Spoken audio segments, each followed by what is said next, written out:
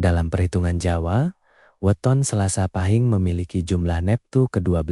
Angka ini melambangkan kekuatan tekad, keberanian, dan daya juang tinggi.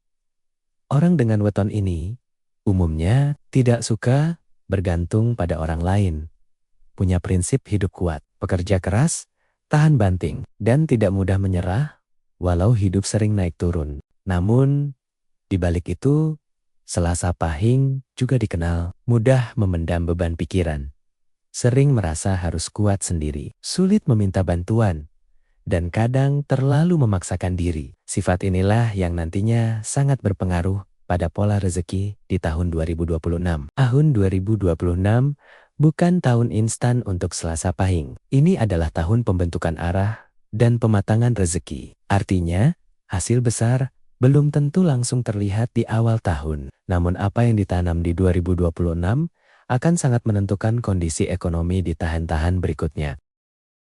Banyak Selasa Pahing akan merasakan hidup terasa lebih sibuk, tanggung jawab bertambah, tuntutan meningkat, keputusan hidup terasa berat. Namun justru dari situ, jalan rezeki mulai dibuka perlahan. 2026 ibarat tahun ujian, naik level. Untuk Selasa Pahing yang bekerja sebagai karyawan, tahun 2026 membawa energi, kepercayaan dari atasan, tambahan tanggung jawab, kesempatan, menunjukkan kemampuan, tapi juga tekanan mental yang lebih besar. Kalau bisa menjaga emosi dan konsistensi kerja, maka peluang naik jabatan, tambahan penghasilan, atau posisi yang lebih stabil bisa mulai terlihat dari pertengahan tahun. Namun bila mudah tersulut emosi atau sering merasa tidak dihargai, rezeki bisa terasa seret walau peluang ada. Bagi Selasa Pahing yang punya usaha atau sedang merintis, 2026 bukan tahun ekspansi besar-besaran, tapi tahun perbaikan pondasi. Rezeki datang dari konsistensi, kejujuran, pelayanan, dan relasi jangka panjang.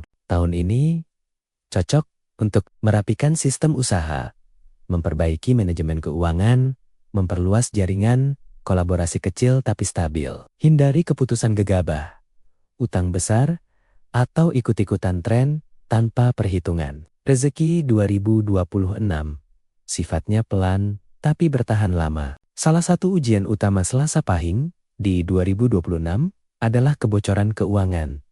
Biasanya datang dari rasa tidak enakan, terlalu mudah membantu orang, meminjamkan uang tanpa perhitungan, pengeluaran karena emosi, atau ingin terlihat kuat di depan orang lain. Kalau tidak dikontrol, uang yang masuk terasa cepat habis. Pesan pentingnya: belajar membatasi, berani menolak dengan halus, pisahkan empati dan keuangan. Ini bukan pelit, tapi bentuk menjaga rezeki. Beberapa bulan di tahun 2026 yang relatif membawa peluang, baik bagi Selasa Pahing, antara lain, Maret sampai April, muncul peluang kerja, proyek, atau ide baru. Juli, rezeki tambahan atau solusi dari masalah keuangan. Oktober, hasil dari usaha yang sudah dijalani sejak awal tahun. Di bulan-bulan ini, dianjurkan lebih aktif bergerak dan berani mengambil langkah. Ada juga waktu di mana energi terasa berat, terutama saat emosi tidak stabil.